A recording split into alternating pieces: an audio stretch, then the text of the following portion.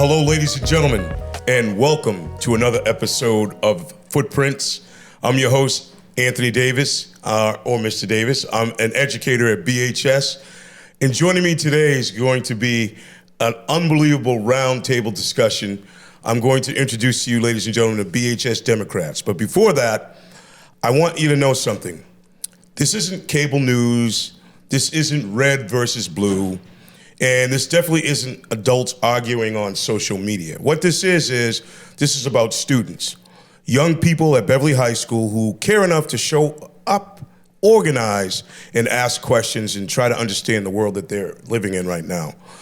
Today, we're joined by members of the BHS Democrats, which I'll introduce to them in a second. They're students who have really chosen to engage with civic life while still navigating homework, sports, friendships, college decisions, and everything else that comes in between being like a teenager. Today, we're joined by them. And so now, let's be clear about this. This conversation is not about telling anyone what to believe.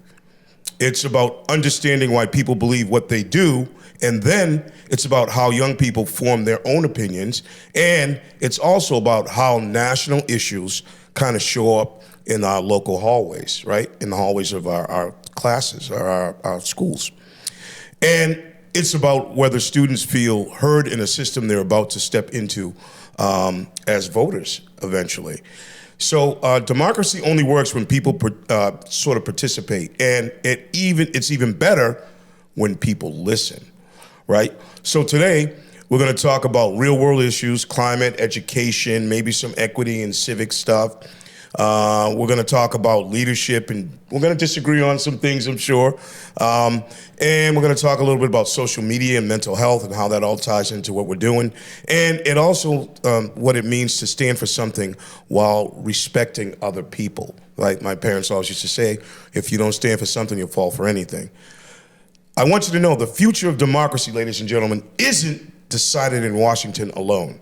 No, it's shaped in classrooms, it's shaped in conversations, and in conversations just like this one, and hopefully you'll learn a lot as you tune in. Let's get right into it, ladies and gentlemen. Welcome the BHS Democrats to Footprints. To my immediate right, that is Jeremy Coolidge. He is hello, Jeremy. He is co-chair along with Helene Johnson. She is co-chair with I got Jeremy. And to my left over here, this is Eliza, how do you say it? Sappis. I wanted to make sure I got that right. This is Eliza. She is our secretary, is that correct? And then we have Hannah Bemis. And Hannah is our legislative chair. Legislative chair, indeed. So, ladies and gentlemen, welcome to the show, the BHS Democrats. How you guys doing today? Pretty good. Good. Yeah, everybody feeling all right? Yeah. Okay, all right, awesome. So let's start off on the personal side. I want to know. I'm going to go right down the line here. Okay, this one's for Jeremy to start us off. All right, tell us a little bit about yourself, Jeremy, and who you are and what year you are in school and all of that. Yeah, no problem. My name is Jeremy Coolidge. I'm a sophomore at Beverly High School. I am very involved in the school community. I do drama and student council and all that. I am also very involved in politics, especially in Beverly, locally around the city, just volunteering with campaigns and stuff. Mm-hmm. Over this fall, I kind of volunteered with a few campaigns for city council and mayor and stuff like that. And I'm really just trying to get involved as much as I can in politics and just making sure that youth, especially my voice, is like represented in those spaces. 100%, without a doubt. I love that. Next to Jeremy is Helene Johnson. She is a co-chair as well. Helene, tell us about yourself. My name is Helene, but a lot of people know me by Lena. Okay. I am in chorus. I am also part of the track team, winter and spring. I really feel connected to local politics, so I feel like being co-chair to this club means a lot to me. Just getting people informed about local government, just local figures of power in general. Mm-hmm. Yeah. I love it. So that's number 2. Number 3 to my left here. This is that's Hannah. No, that's Hannah. Oh, see, I got it wrong. All right, Eliza Sappis. Sappis. All right, I got it right. Okay, Eliza, tell us a little bit about yourself. My name's Eliza Sappis. I'm a freshman in high school at BHS. I am really involved in some like school clubs and stuff, mostly the public policy and debate, kind of like this, and art. And I also do strings at BHS. How about that? And last but not least, ladies and gentlemen, Hannah Bemis. I'm not going to forget that now because I have a niece named Hannah. So go right ahead. My name is Hannah Bemis. I'm a sophomore at Beverly High School. In school, I'm on the lacrosse team. I also do indoor track, and I also do string ensemble, and I'm also in the band. I'm very excited to be in this club. I think it's great to bring opinions for the youth, for politics, and being able to share opinions. I think it's great, and I'm very excited about that. 100%. So if you're tuning in and you're watching us and you're listening, please make sure you understand. Seek out one of these people here and join our club, the BHS Democrats, right? Because I'm going to tell you something. We're going to explode soon, and you're going to miss it, and you don't want to. It's going to be a lot of fun. Hannah, I want to start with you. What's something about your background that's kind of shaped you into the person that you are today? I'd say just like It's okay. Tell us about yourself. Just tell us your story, basically. Why did you get involved in the BHS Democrats? What was your favorite thing about getting involved with us? I think the community is great. I think it's a very supportive group of people, and I think everyone is very open to everyone else's ideas, and I think that is great to be able to share. I think it's also important for people to be aware, especially as youth, because of what we are getting to. We are going to be voters at some point, and I think it's great to share opinions and just be in such a good community. No question. I agree with that 100%. Same question to you, Eliza. I got involved in BHS Democrats because I really like learning and discussing politics, and I want to do that when I'm older. And I've always been more like democratic, so it's good to have kind of a community of not only like-minded people, but like even people that don't agree to discuss. I love it. Like-minded people is what we're looking for. All right, Helene, same question to you. What do you think? Why'd you get involved with the BHS Democrats? I think a huge part of my involvement has been the kind of like knowledge that my mom has equipped me with over the years. Because I feel like I have a general, like a good understanding of what goes on in the world politically, and that's made me really empathetic towards people, and especially right now in the country, I feel like there's I have a lot of empathy and a lot of stress and a lot of worries that I really felt like didn't have a place anywhere. And then Jeremy offered me a co-chair position for the BHS Democrats, and I thought that it would be a very good outlet for me to kind of express some of those stresses and some of those anxieties. And I think that it's really important for us to be able to build a community around this, because I know a lot of people are experiencing the same thing. Without a doubt. Very well said. Jeremy, how about you? Why did you join the BHS Democrats, sir? Well, my mother was always been very involved in politics. She has a degree in political science, and she works for a very prominent Republican politician in Massachusetts. And up until about... Can we name drop? Bruce Tarr. Senator. Okay. So, all right. I like it. She works for him, so we've always talked politics in the House, and mainly Republican politics, and that's what shaped my political views kind of growing up, and up until really last year. And I was very kind of extreme in those views because I consumed a lot of media that pushed them, and I never consumed any that challenged my views. So I really just kind of got used to like those views and like them never being challenged. But then I started kind of just like people like debating and challenging my views more, and I realized that they really were just like what my parents believed and what they pushed onto me, as opposed to my actual own beliefs and opinions. So I kind of just got more involved in, more liberal politics, more like to the left, because I wanted to kind of just decode my brain into thinking, that one side is so bad and that the other is so like good, my side, when it so clearly wasn't, in my opinion. So I just kind of, did that, and I just kind of got involved in like local Democratic politics with a chairman, Keith Sanya, who's a now city councilman. Okay. And I got involved with his campaign, and I just kind of, started doing more research, and I decided, what, I want to, delve this research further.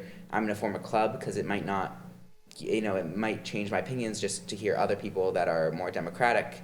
And then my opinions have definitely changed a lot since last year. I love it. So real world issues are really kind of pressing us now as we talk about this, which is why we formed this particular club for like-minded individuals who have a certain perspective on how things are happening in our world today, right? So this is a question for anybody that you guys can answer. Anyone can answer this question.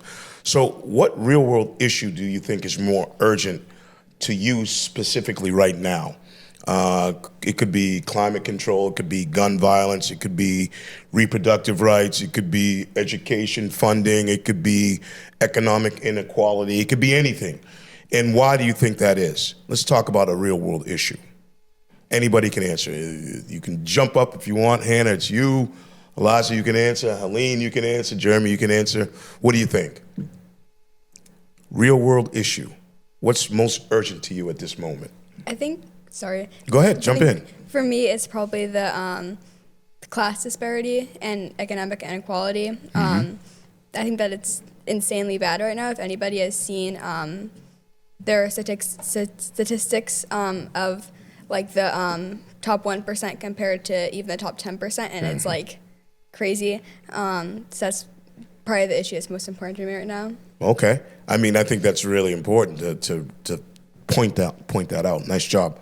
Helene, you got something you would like to say to us? I think that what a lot of us are worried about right now, and we've kind of discussed this in meetings, is like, especially something that's really impacting communities everywhere, is like the homeland security and ICE coming into the neighborhoods, and schools, and communities. I think that that's a concern that a lot of people have right now, and I think it's the most pressing because it directly affects a lot of us and a lot of our peers. No question about it. We're not going to get too heavy on it, but we understand, what's happening in our world right now, which is why we're here to tell you as a unit, as BHS Democrats, we'd love you to join our fight, because listen, democracy is what it's all about, right? If we don't have a choice, then and the choice is made for us, and what are we going to do about that?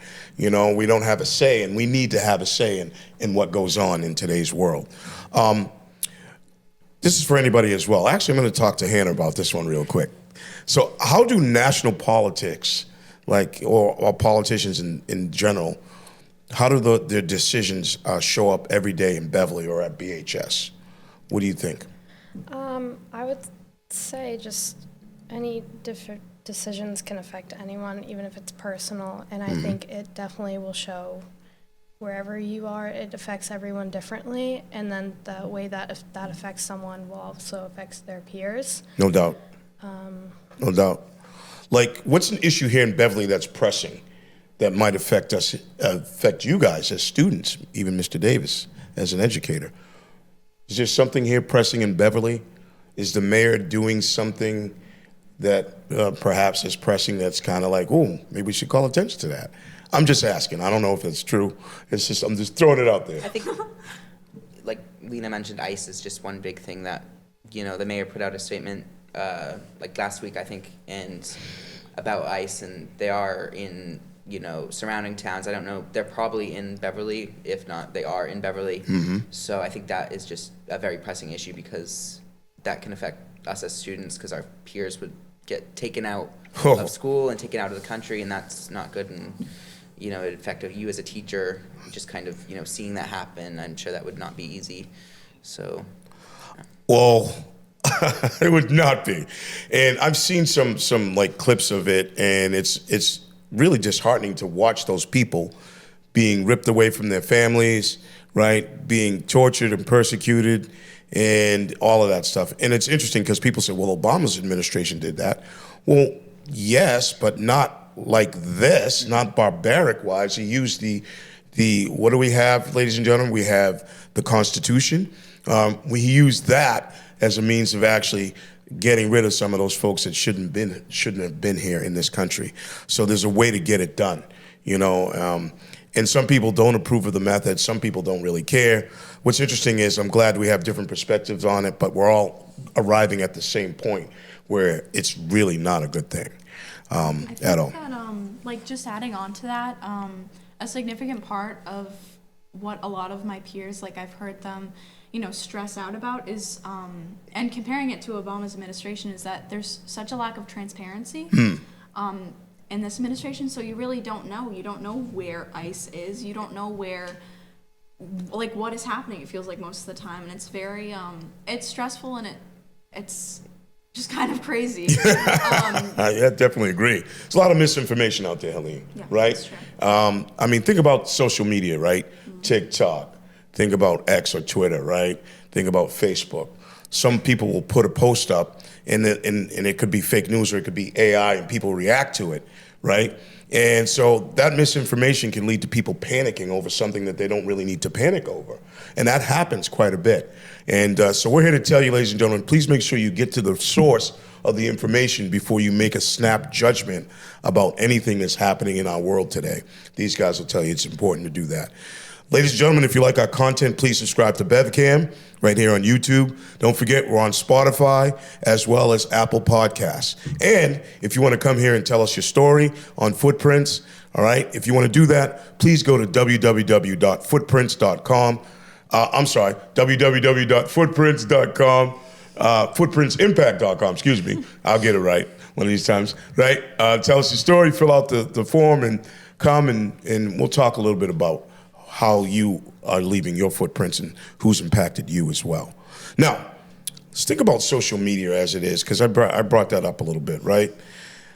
Now, how would you handle like misinformation among your peers? Like, say you heard something in school and you knew that wasn't true, right? How would you handle something like that? Would you stay silent, or would you actually speak up and be like, hey, wait a minute, let me give you my perspective on it? What do you think, Jeremy? I think it's been hard because with our culture, we've created kind of this culture of that disagreement is just you not liking somebody, or you kind of just like a personal problem with them when when if someone is spreading misinformation you disagree with or you think that's false, it should be easy to just kindly correct them and make sure that they get their correct sources and tell them why it's false, and it should be no problem. But I think nationally we've kind of created a culture that's just kind of against that for many reasons, I'm sure. Oh, yeah, absolutely.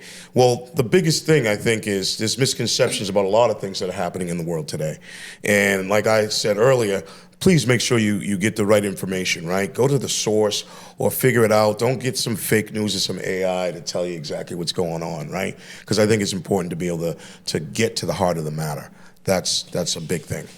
Now, this question is for anyone. I was thinking about a bunch of different questions I want to ask, and I started to write these down. What does civic engagement look like for someone under 18? What does that look like? Civic engagement. Anyone can answer that.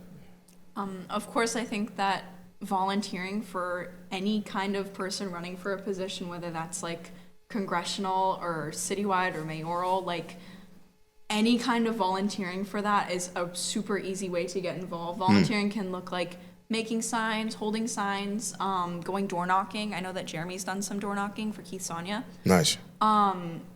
I think that's what I'm thinking of off the top of my head. It's a very easy way to get involved, and we're hoping that as a club we can possibly get involved in just working with the community the time that the next election rolls around. So that would be pretty fun. So that leads me to my next question. Do you feel like your voices are being heard by local leaders here in Beverly and beyond? What do you think? I think they are. I think that it's easy to kind of get your voice heard in Beverly because we're very kind of a tight-knit community, and we have, if you want to reach out to, say, your city councilman, you just shoot them an email or call them, or just, you know, there's many ways to get in touch. And there's also a lot of opportunities where, you can get involved and reach out to them. I think it's very easy for young people to get involved or just kind of reach out. It is a different question if it's whether they'll actually listen or take you seriously, which I hope they would do, because we are still, constituents of our elected leaders.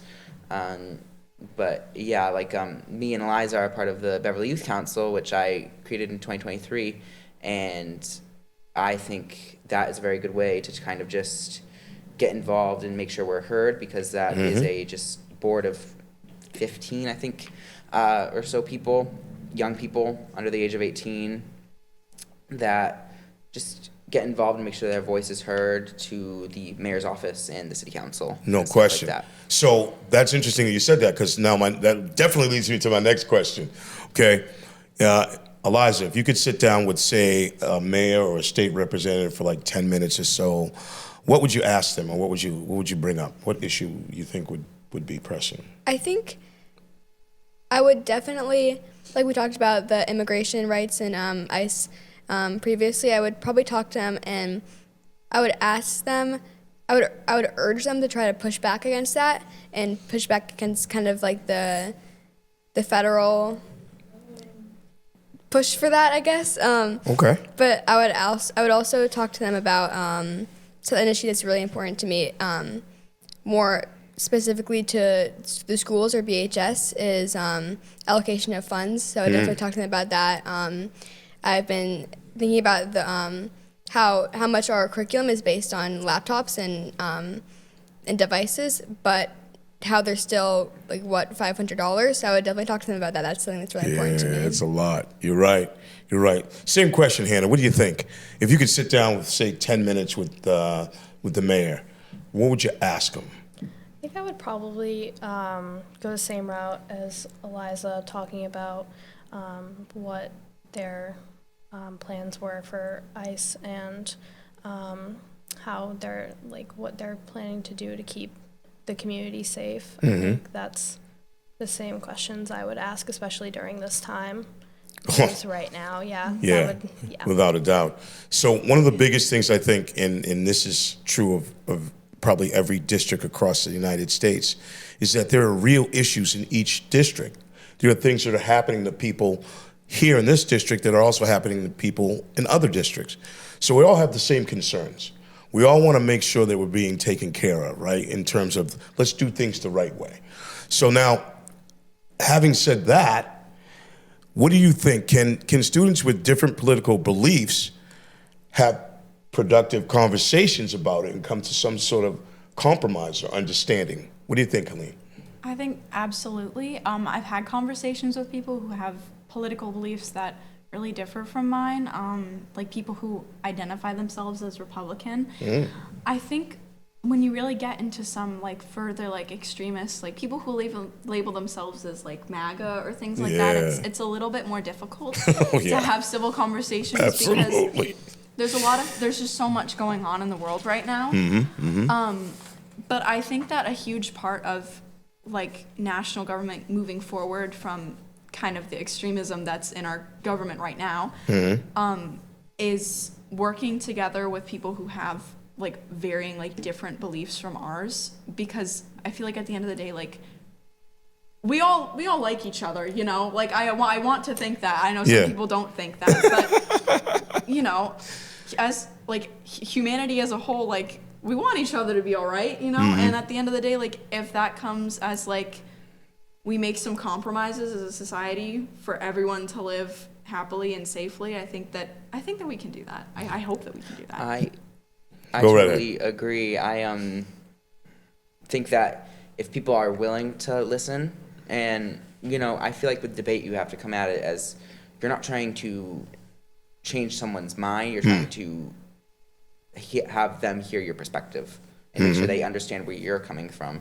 And I feel a lot of people are unable to have those conversations, but I feel when you find someone that is, it's very productive.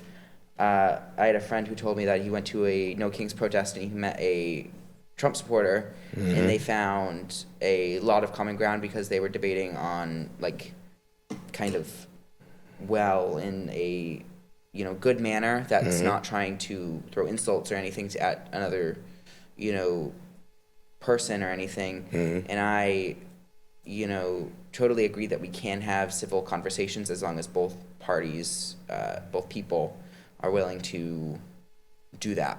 And I feel like it's very hard when there's no cooperation. 100%. You're right. And sometimes people say it's my way or the highway, right? And they try to have their own opinion about it, and they try to sort of turn you to the dark side, so to speak, right? They want to be the person that says, hey, listen, I'm right. You should come with me, right?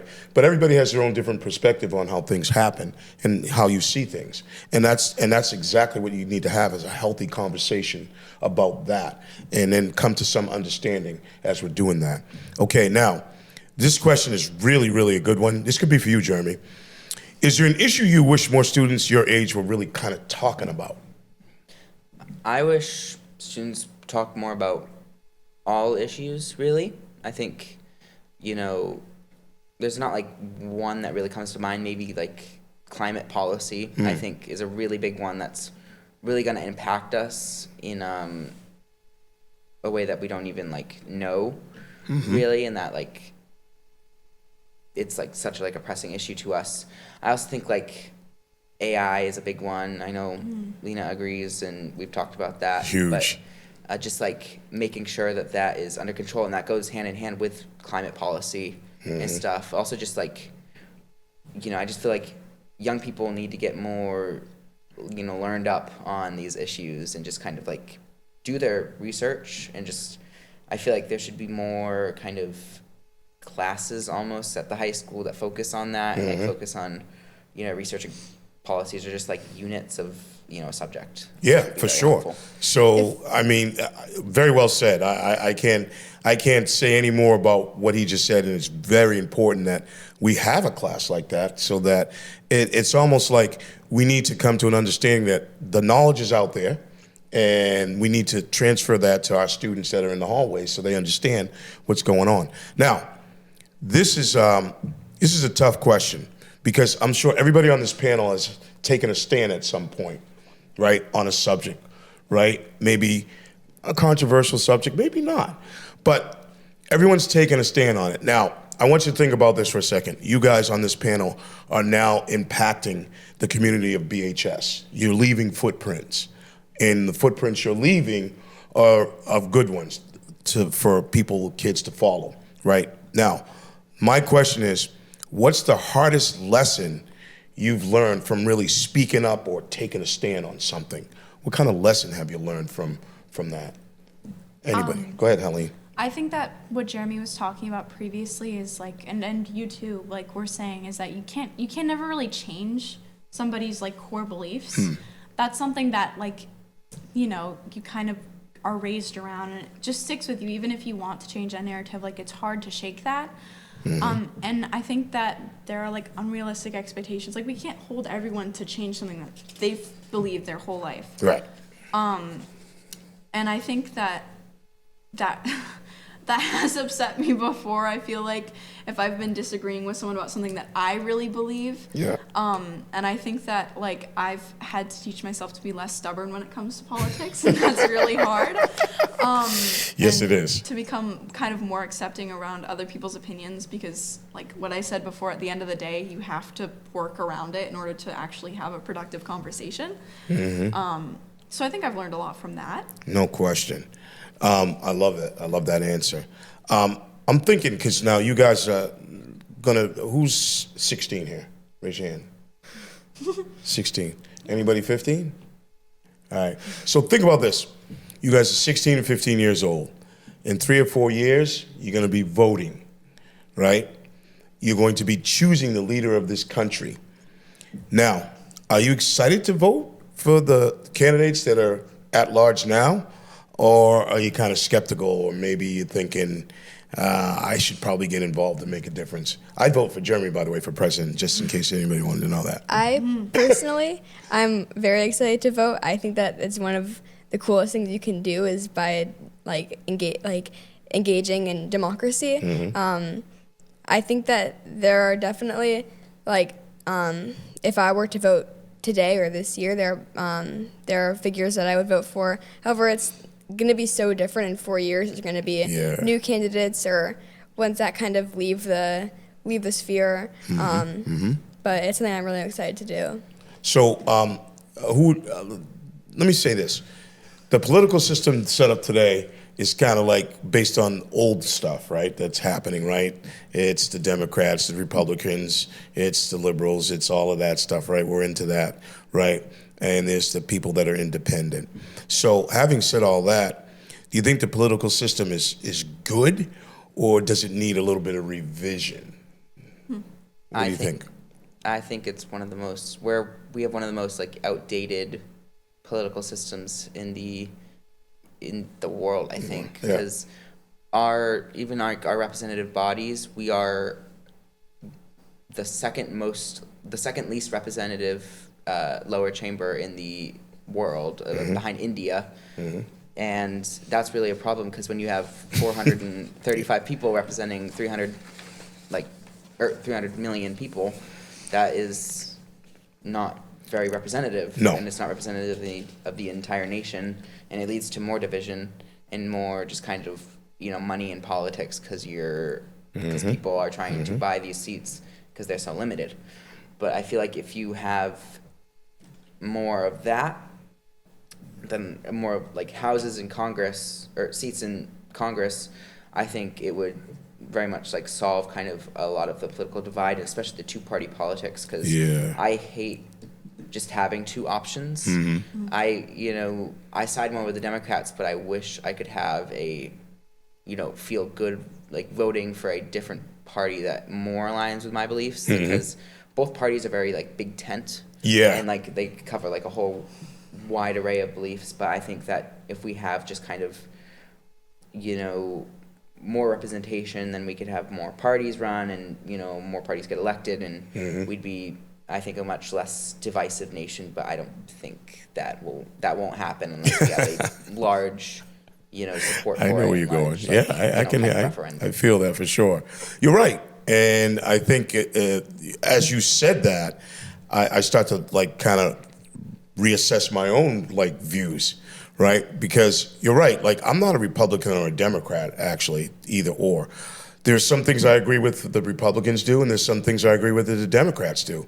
So I guess you would say I'm, I don't know, an individual person, right?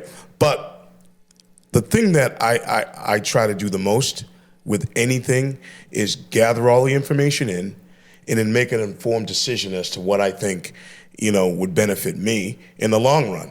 Because a lot of times politicians will make like these like promises, and they'll say like, I'm going to do this for you to the constituents. And then when they get there, none of that happens, right? And you're like, well, you said you were going to do this. Yeah, but I got this agenda to do, or, you know what I mean? So I feel like it's kind of tough to put your trust in somebody. But again, we need to do that. We need to follow that order the way that I guess, our democracy, ladies and gentlemen, is set up.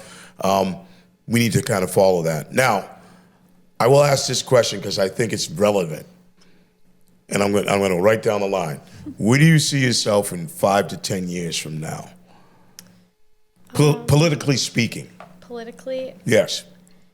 I definitely will see myself, right now I definitely identify like Democrat, so I would see if I'm voting, most likely Democrat.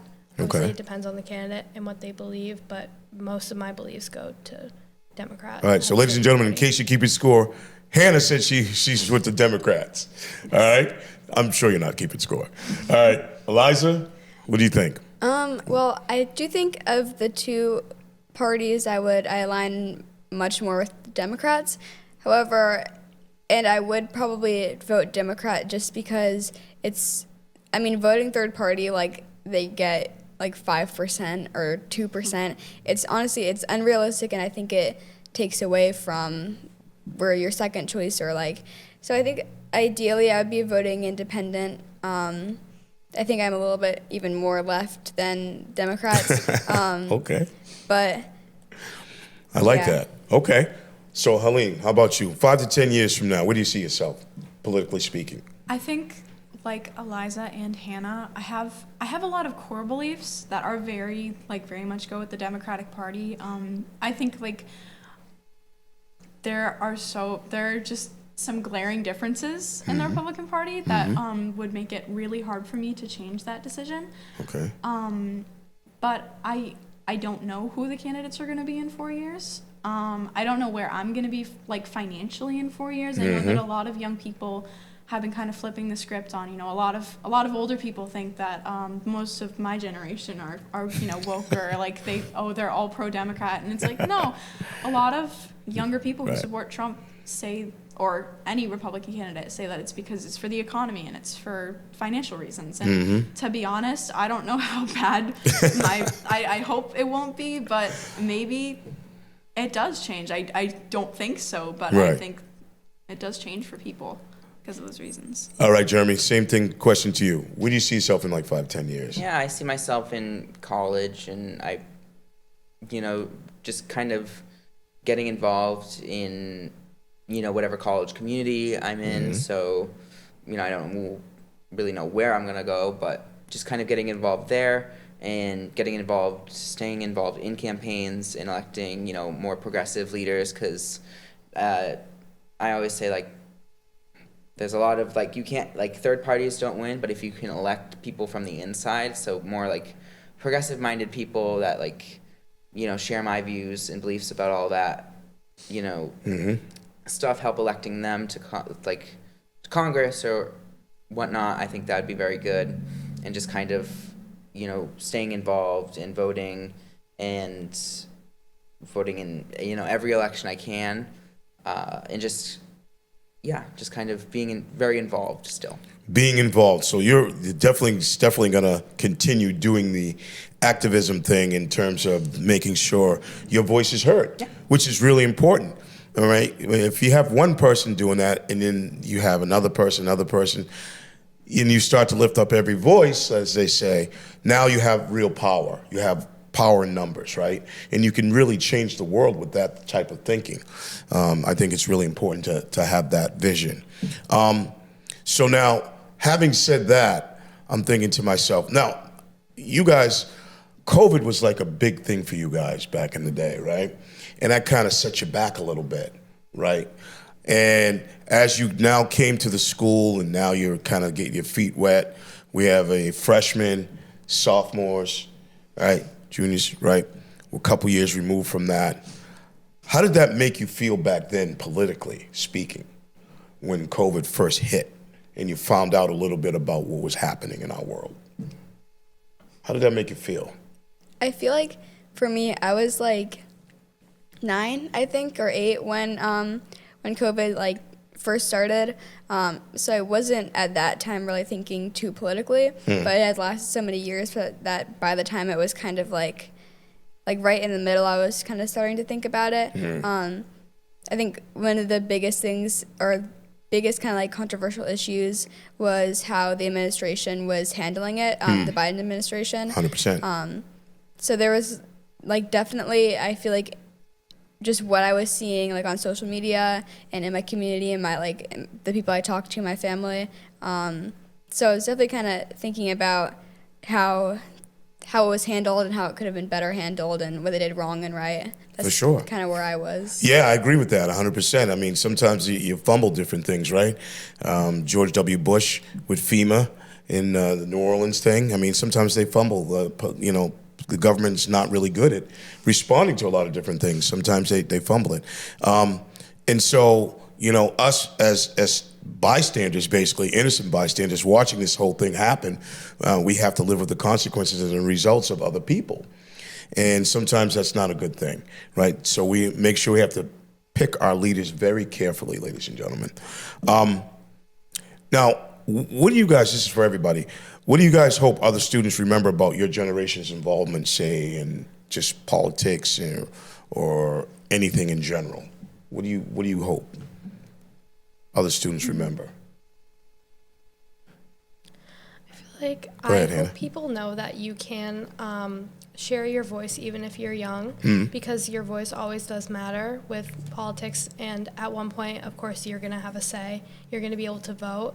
So being aware of what's happening in the world is not a bad thing. It's actually good to know what you're going into and what you have coming for you.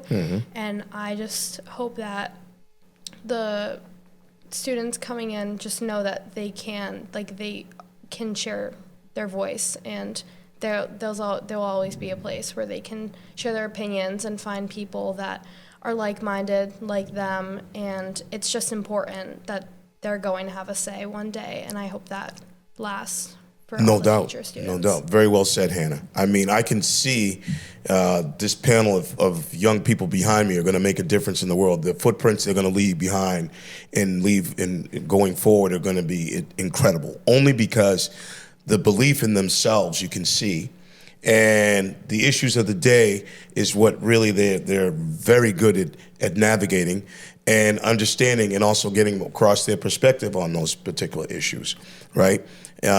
As my parents always used to say, we can agree to disagree, right? And as long as we have the same perspective and we're trying to get to the same spot, hopefully at some point we'll be able to come to that. And that's really what it's about. Now, this is a really good question. I was thinking about asking this, and I thought, well, maybe I should. Nah, I'm going to ask it anyway. All right, Helene, this was for you. If you could leave one piece of advice for students who feel like too young to make a difference, what would it be? There's never nothing you can do. You can always do something. You can always find something to do. If you're I've been someone who's like, I see stuff that's going on in the world today, and previously, where I've been like, oh my gosh, like, this is so helpless. Like, what's even the point? Like, what is happening? Yeah. There's always something you can do. You can always, some people can't. It's very available for a lot of people to go to protests if you're very strongly, if you sympathize with something or you really feel like something really needs to change. You always have a right to protest. You always have a right to organize. You're always welcome at the club to talk about those kind of frustrations. We go over a lot of those things at our meetings. Yeah. And just that, there's always a system that you can believe in. There's always some way to make, it's not that there's no way out if you're very, very stressed about something politically. There's always people you can lean back on. It's funny you said that, because sometimes, you see an issue or something on the news, you're like, oh my God, you feel hopeless, right? Yeah. Hopelessly lost. You're like, I can't believe that just happened in our world. And you're kind of shocked about it. But then you take a step back and realize, if it happened here, it could happen anywhere, right? And my parents, again, always used to say, if you don't stand for something, you'll fall for anything. So what you need to do is stand up and speak your voice and let that be heard. And then you'll find when you do that, you're going to run into like-minded individuals who have that same agenda, and they want to help in that regard. So I think it's really important as well. This question is for everybody. Who or what inspires you the most, personally or politically? The footprints you guys are leaving now as the BHS Democrats at our school is amazing. I'm sure your parents probably gave you some advice at some point. Same with you, right? And you, right? Jeremy, I'm sure you've gotten advice, some good, some not so good. Now, the question is, what do you feel like in terms of what do you feel was the advice? Well, let me put it this, let me rephrase that. Was the advice really good, or was it something that you had to kind of sit with and decide which way to go with it?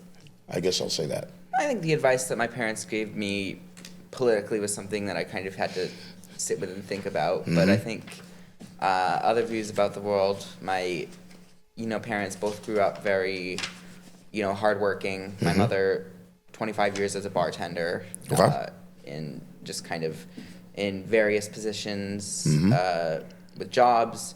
And my dad, he does he installs ventilation and stuff. So he has a blue collar job, and I feel like the advice that they give me on life is very valuable, and it's something that I can apply to other things, and I appreciate it. Politically, I can't say that I can, but I appreciate the sentiment. I just, I get it. I have get to it. sit with I the understand. advice itself. But Yeah, no doubt, no doubt. But I feel like the life advice that they have given me was very helpful. All right. What about you, Eliza? Your Sorry. parents, I'm sure that your parents have given you certain advice or kind of guiding you along the way with those footprints. So I guess, have they inspired you personally or politically in any way? I think politically, personally, definitely, I feel like just any advice you get from your parents when you grow up, you kind of internalize that and Oh, for sure. use that as how you are as a person. Politically, I mean, I think that, like, we share similar values, but I think I'm more inspired by people that I look up to, especially people that are similar in some ways to me, or like have worked really hard on a lot of things to do something that I think is really impactful. I mean, I guess some political historical figures that are like really inspiring to me right now are like AOC or Kamala Harris, JFK as a for sure. history nerd. Yes, indeed. But yeah. All right. I love it. I love it. All right. So having said all that, right, and we kind of touched on some different issues and how these guys are feeling about the world that surrounds them. So now outside of politics, right, what's something that gives you joy and kind of helps you guys recharge your battery a little bit, right? When things get a little bit too heavy, like, oh, this is really, I'm going to go do this now. What's something that gives you a little joy? I would say my friends. Okay. Just having supportive people can really just help you recharge as a person. I think that's, just it's a my big friends. one. I mean, it's great to just hang out with friends and just not care and do everything. And by the way, ladies and gentlemen, if you like our content, please subscribe to BevCam right here at YouTube. Don't forget, we're also on Spotify as well as Apple Podcasts. And please, if you want to tell us your story, please go to www.footprintsimpact.com, fill out the guest form, and come tell us your story. It'd be great. So you're right. Outside of politics, what's something that gives you joy? I mean, just kind of recharge yourself a little bit. I was gonna say the exact same thing as Hannah, but aside from friends, I think that physically going out and exercising definitely takes your mind off of things, because you can kind of just cancel it out. Hannah and I have gone on runs together that have honestly made really difficult days feel a lot lighter. Even if we do goof around instead of actually running sometimes. That's all right.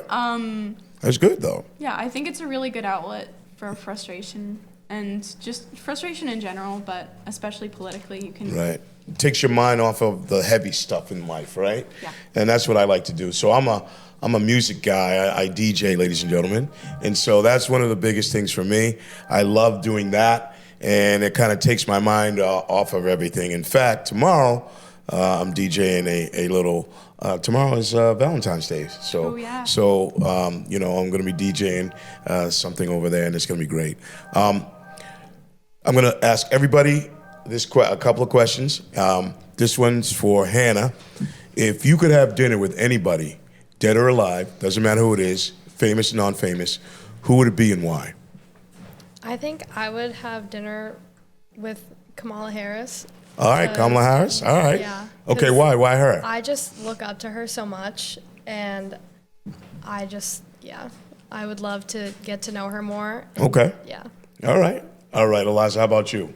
Like I said before, someone that a political figure that really inspired me was JFK. He's one of my favorite presidents.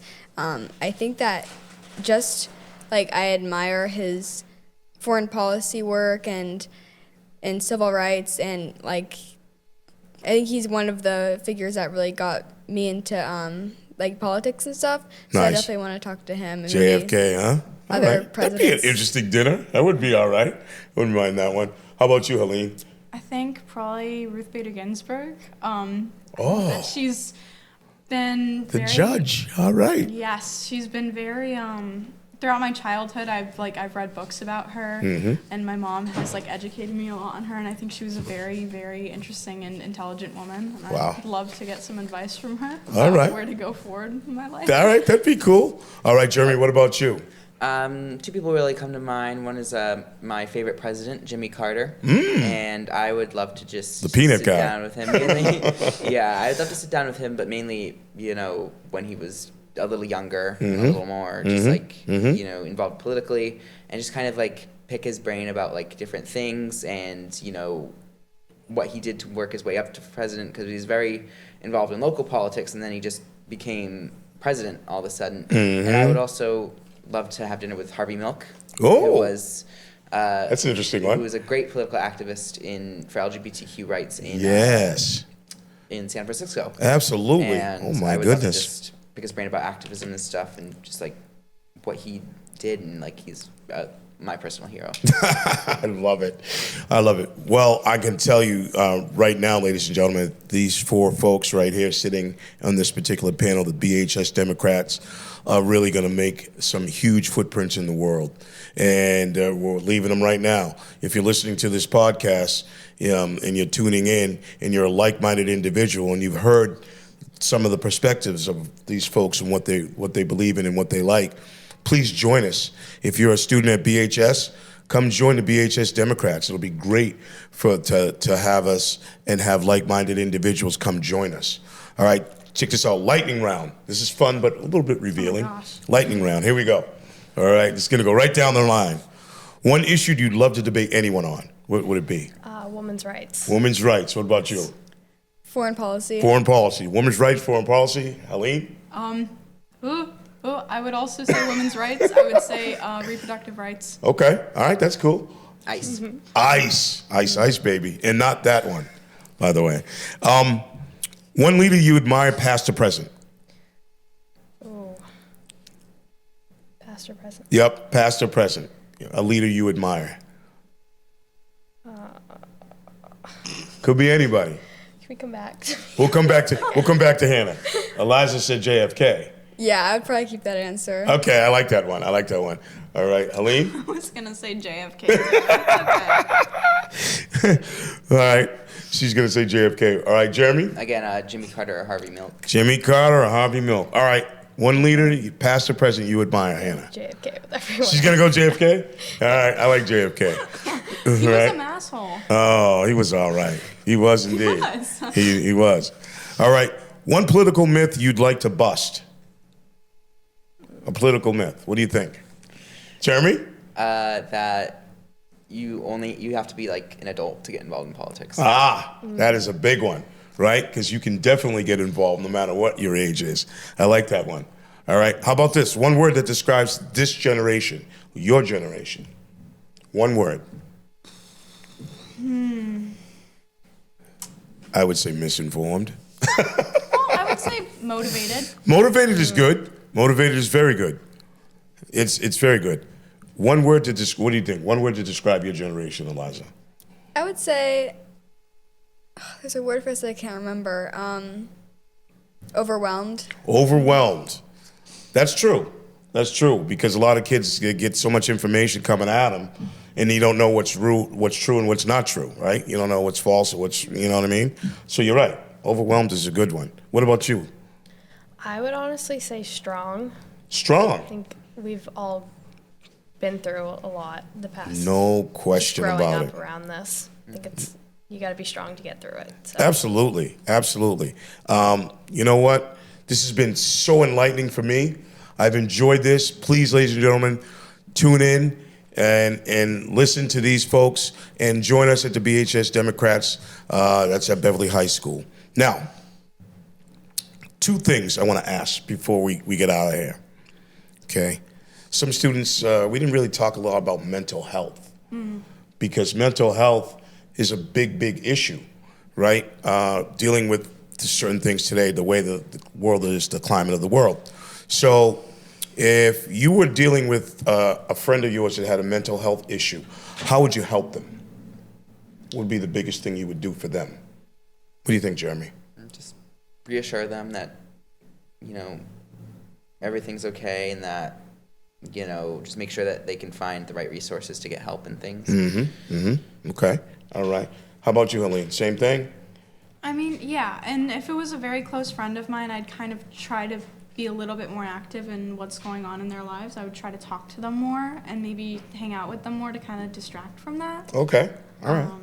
I like that. What about you, Eliza? I kind of agree. I think I would try to listen and be more of a listener than try to solve their problems and just kind of be there. No doubt. No doubt. Same thing for you, Hannah? I definitely agree with everyone, and I think just making sure that person knows that they have someone to go to or they have resources, just making sure, just being there for them, I think is the biggest thing. That's you're right, 100%. I mean, I look at what happened to Robin Williams, right? Here's a guy who was a huge actor, right? And who knew that he was so alone with all of the stuff he was dealing with. And he didn't have a person to really talk to. So it's important to have that sounding board, that person to really get that information out to, and they can help you get over that hump, so to speak, right? Guys, this has been really enlightening. And before we go, I just want to say a couple things, okay? As we wrap up today's conversation, one thing stands out to me. Leadership doesn't start when you're elected. It starts when you decide to care. And as you can see, these 4 people in this particular panel here, the BHS Democrats, really do care.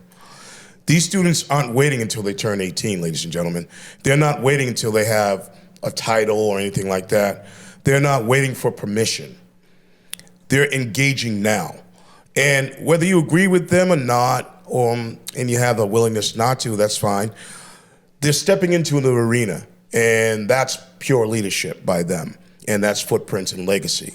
And it's something that can be built on, all right? I love the fact that they're showing up. And it's not easy to stay silent when there's things that are happening in our world. It's not. Democracy is not a spectator sport, ladies and gentlemen. It demands participation. It demands listening. And it demands responsibility, okay? Not just to, our own beliefs, but to the people around us. And remember, real leadership means being informed, okay? It means being willing to be challenged. And it also means understanding that the goal isn't to win every debate. We're not trying to do that. It's to move the conversation forward. And we want to do that in a positive way. The truth is, every generation leaves a footprint, okay? Everyone. And the question is whether that footprint is shaped by fear or by division. Right? Or by courage. That's really important. Accountability and maybe a commitment to something bigger than yourself is always a good thing to get involved with. So whether you're politically active or politically exhausted, or you're just, you're going to take something away from this conversation, these folks on this panel care about something, right? And they learn deeply that their perspective and their views really count, okay? And also, when you listen to people that disagree with you and take responsibility for the kind of things that are happening in our community, in our world today, you get their perspective too, and then you can come to some sort of understanding. Because leadership isn't about volume, ladies and gentlemen. It's about impact and legacy. And that's built on responsibility, and it's built on trust, and it's built on decisions made at a specific time. Ladies and gentlemen, this is the BHS Democrats, Jeremy Coolidge, Helene Johnson, Eliza Sappis. I'll get it, ladies and gentlemen, I'll get it. Eliza Sappis and Hannah Bemis. I appreciate you guys being here and joining me today on Footprints. It's been my privilege and honor to be with you guys today, and it's been great. And hopefully this conversation that we had today will spark some debates, and we'll get some folks joining our cause. All right. As always, I like to leave you with this question, and I always think about it myself. Who left a footprint on you? I'll see you next time. We'll see you. Bye-bye.